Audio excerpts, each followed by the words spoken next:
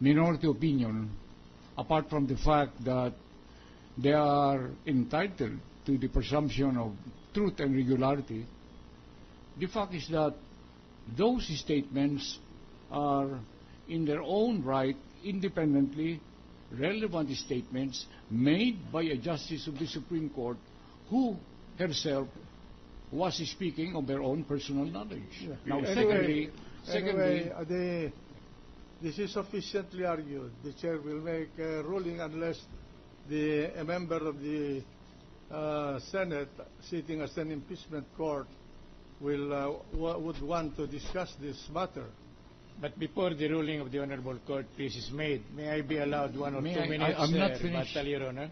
I'm not. Let us allow the. Mr. President, I'm not finished. Yeah, let's allow the prosecutor to finish.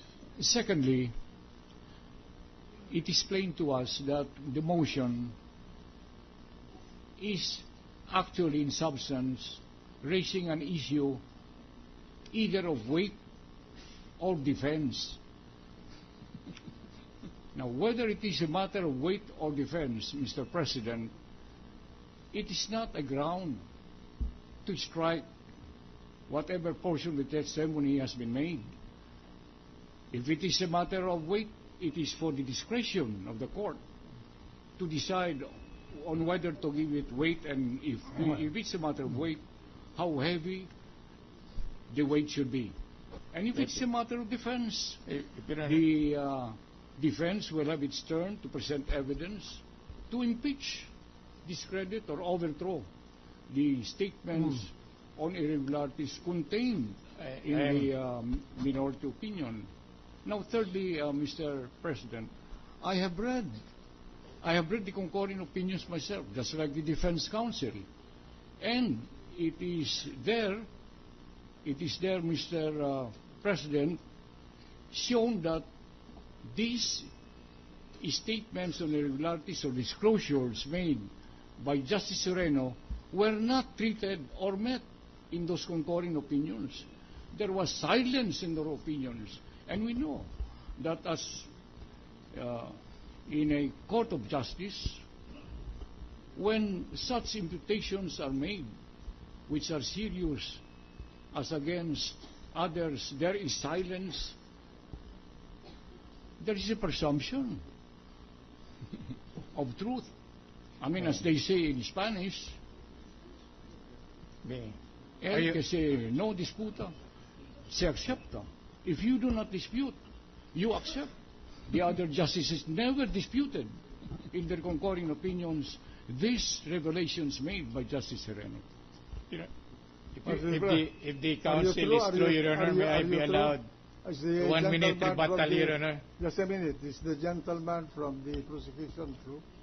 Yes, Mr. President. The defense counsel. If Your Honor, please, the Honorable Court would notice that we have predicated our motion to strike out on the basis of the admission made by the Honorable Secretary of Justice that she has no personal knowledge of all these irregularities and infirmities, and that this knowledge came to her, by reason of going over the dissenting opinion. By reading the dissenting opinion. Correct, Your Honor. Yeah. That's why we made the statement that all she testified to in connection with the alleged irregularities or infirmities did not come from her own personal knowledge, but merely from a reading of the dissenting opinion. That was accepted by the witness. The presumption of regularity and the fact that the dissenting opinion exists, we never questioned that, Your Honor. All right. We never questioned that. We were limiting ourselves to the character of the evidence being elicited from the witness, Your Honor, which in accordance with the evidence and law is decidedly hearsay. And if it is hearsay, then it may be the subject of motion to strike out, Your Honor. All right. Mr. President. Yes. Mr. President, Senator Miriam Defensor Santiago wants to be recognized. The gentle lady from Iloilo is recognized. Before you make the ruling, Mr. President. Mr. President, I'm responding to your call for the Senator judges, if any, to make an input on this question before you issue your ruling. My first comment is this. Under the complaint, Article 7, the defendant is charged with betraying the public trust, and I'm reading now, quote, through his partiality in granting a TRO in favor of President and Mrs. and her husband, Jose Miguel Arroyo, etc. So the question under Article 7 simply is, did the Chief Justice show any partiality when the temporary restraining order was granted, not by the Chief Justice alone, but by his colleagues in the Supreme Court? That is the question today before us. Now, I have a copy of the internal rules of the Supreme Court. Rule 12 is entitled Voting Requirements and is self-explanatory, and Rule 13 is entitled Decision-Making Process. It appears, from what the witness has said so far, that she has never personally participated in either counting the votes or in the decision-making process of the Supreme Court. In fact, she has said she has no personal knowledge. She has admitted that. Now, according to the Rules of Court, Rule 130 on Rules of Admissibility, Section 36, testimony generally confined to personal knowledge, hearsay excluded. A witness can testify only to those facts which he knows of his own personal knowledge, that is, which are derived from his own perception, except as otherwise provided in these rules. If she was absent, how could she have personal knowledge? What? She is, in effect, therefore, offering to us her opinion. But I've already said several times in this session hall that no opinion is allowed by the rules of evidence unless the expert has first been qualified as an expert witness. She has not been so qualified. She was not present when these so-called irregularities or discrepancies were taking place. So how can she be a witness on this instance, on the particular point of fact of whether the Chief Justice took an active role in issuing the TRO all by himself, when, according to the witness herself, according to the internal rules of the Supreme Court, which are available to lawyers like us, no one justice is allowed to issue a TRO all by himself.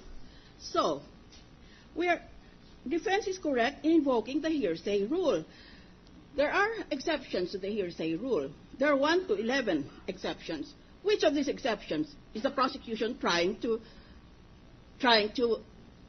ground its position on? The general rule of evidence is no hearsay. Only eyewitness can testify except 1 to 11. Under what exception is being quoted? Why are we splitting hairs? It's very, very clear. A witness can only testify as to what he perceived himself, except that there are 11 of these exceptions, and none of them is being cited by the prosecution panel. So, in effect, what we have been hearing is a series of opinions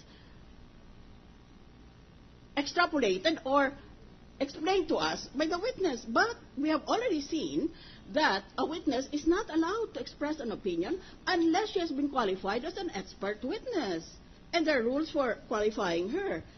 Let me quote only one case, just one case, decided only this month, February 1, 2012, the case of Malayan Insurance Company v. Reyes. Here is the Supreme Court.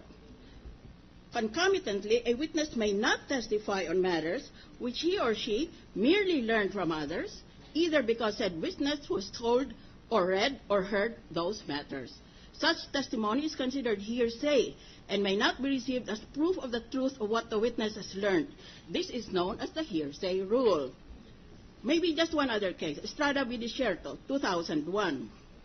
But notice that what I cited was a case issued only this month by the Supreme Court, educating all of us in the law profession and in the general public. Estrada versus Desierto. There are 3 reasons for excluding hearsay evidence. 1, absence of cross-examination. 2, absence of the manner evidence. And 3, absence of the oath. Now, we are talking, the witness insists that her opinions are well-grounded on the dissenting opinion of a singular justice of the Supreme Court. So we are now faced with the issue of what is the weight of a dissenting opinion.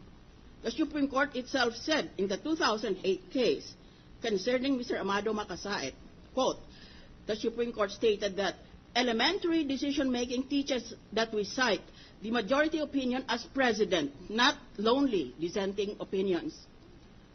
Another case, 2006, Yes I.S. v. Kapisanan. It is the majority opinion and not the dissenting opinion that is the controlling jurisprudence.